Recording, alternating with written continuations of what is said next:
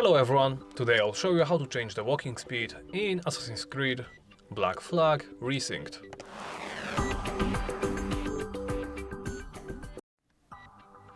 Let's begin by opening the main menu. Do so by pressing the escape key or the menu key on the controller. From there, select Options. In Options, make sure you go to Controls and Mouse and Keyboard. Here you can find the walking speed.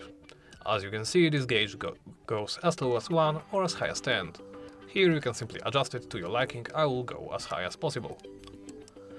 As you can see, when you